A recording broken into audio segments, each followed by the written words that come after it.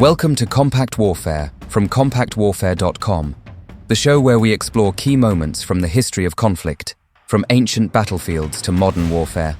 This is episode 48, The Rise of Drone Warfare.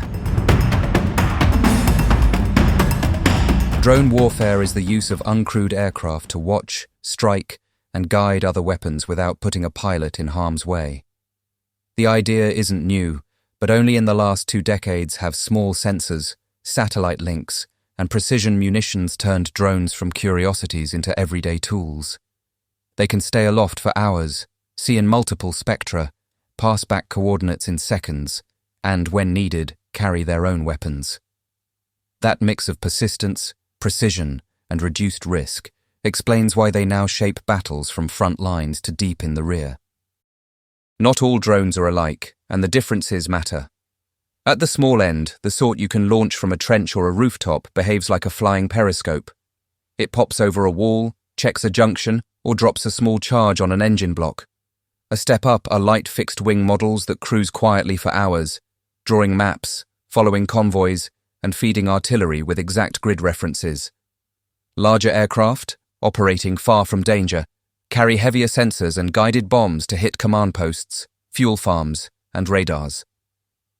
Loitering munitions blur the line altogether by circling a likely route and diving to attack when a target appears. However they're built, the real magic sits in the payloads and the links that connect them. Modern drones carry day cameras, infrared imagers for night and smoke, laser rangefinders to mark targets, and sometimes small radars that can spot movement through cloud.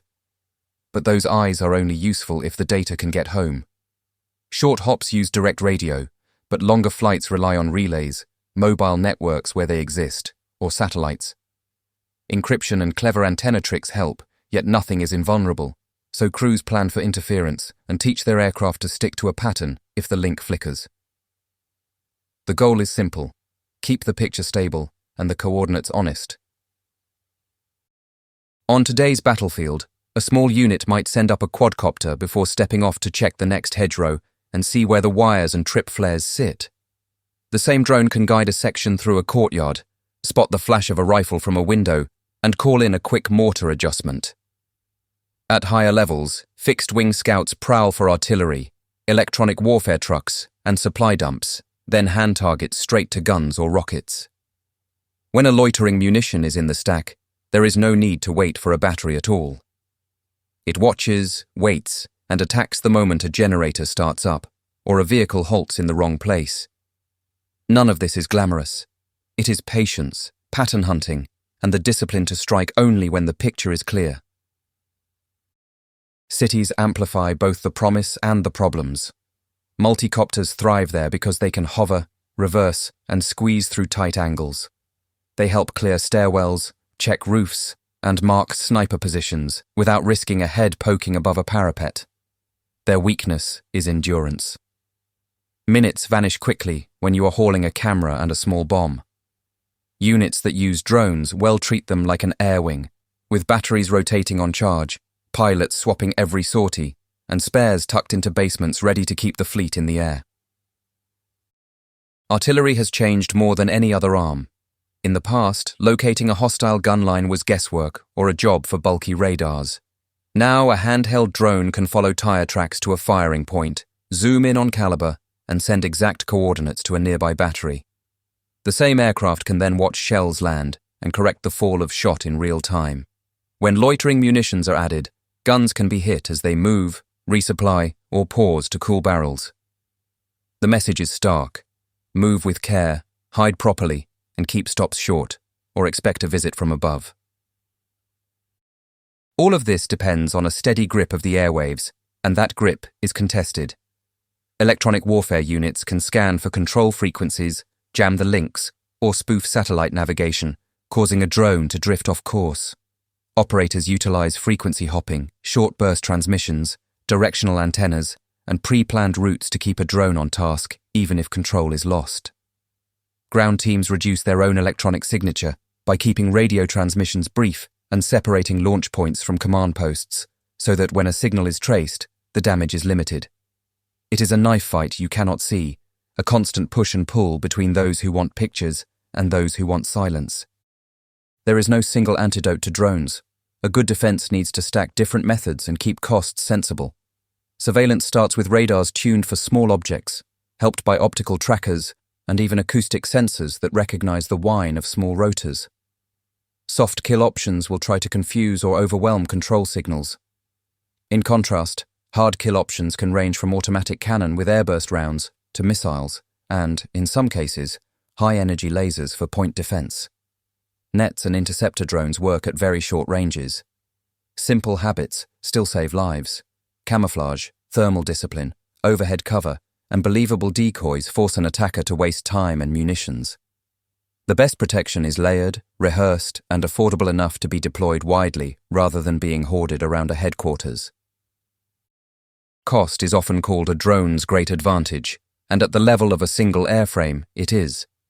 A quadcopter that costs less than a rifle can deliver reconnaissance that once required a jet and a pilot. The catch is scale. Thousands of sorties demand piles of batteries, bags of props and motors, repair benches, chargers, and trained crews who can fly, fix, and brief. The units that keep their drones in the sky treat the whole enterprise like logistics with wings. They standardize a few models, stock spares forward, train repair teams, and track sortie outcomes so they know what is working and what is not. People matter as much as hardware. A good pilot can thread a quadcopter through wires in a courtyard, but the real effect comes from teamwork. Pilots pair with observers who call bearings and ranges. They use simple call-outs, rehearse handovers, and practice the quick switch to backup frequencies when jamming starts. They learn to crash on purpose, away from their launch point, if the enemy is tracing the signal. They also rotate often. Staring at a grey feed for hours can drain judgment, causing tired crews to miss details or rush shots. Dark tents, ear breaks, and short shifts sound mundane, yet they keep crews sharp enough to be precise when it counts. Drones complicate law and ethics, but they do not remove them. The rules of armed conflict still apply. Operators must distinguish between lawful targets and civilians, weigh likely harm against military advantage, and follow chains of command that record who authorized what. The cameras that make drones so useful also create records that can help investigate mistakes and deter the worst behavior, though video can be edited into propaganda just as easily. Strategically, there is a temptation to treat drones as a painless answer, to strike often because you can. That is a trap. Precision is not certainty, and a string of tactical hits does not guarantee a stable political outcome. Much of the innovation comes from civilian tech. Commercial cameras, flight controllers, and image chips appear on the front line months after a consumer launch. Open-source software powers mapping and autopilots. Units 3D print brackets and bomb fins near the front to keep aircraft flying. The result is a kind of democratized air power. Small actors can field capabilities that once belonged only to major states, while major states must learn to adapt at consumer speed rather than wait for perfect programs. Swarming is often talked about as the next leap. In practice, it means using many simple drones together so defenses are overwhelmed by numbers and angles. Full autonomy, where drones make complex choices as a group, still struggles with navigation in clutter, contested signals, and rules that rightly keep a human in the loop. Partial autonomy already helps. If a drone can maintain a circular path without constant nudging, the pilot can focus on sensors. If a loitering munition can recognize a class of target and wait for a better angle, the strike is cleaner and the data link lighter. As autonomy grows, so will the need to record who did what, when, and why. The logic extends beyond the air. Fast, uncrewed boats thread through waves to strike ships and harbor defenses. On land, small robots carry ammunition through fire-swept streets, probe mine belts, or act as noisy decoys that draw out defenders. Each new domain brings its own set of weather, terrain, and maintenance headaches, yet the pattern repeats. Low-cost systems, multiplied across a theatre, punch above their weight through persistence and volume. With so much video and telemetry, commanders can watch a battle in near real time. That is powerful, but it brings its own risks. A live feed can tempt a headquarters to micromanage. Confirmation bias can turn a single piece of information into a conclusion. The best teams treat drone footage as one source among many, cross-checking with human reports and signals before they act. They keep their questions simple. What do we really know? What is guesswork? What happens if we are wrong?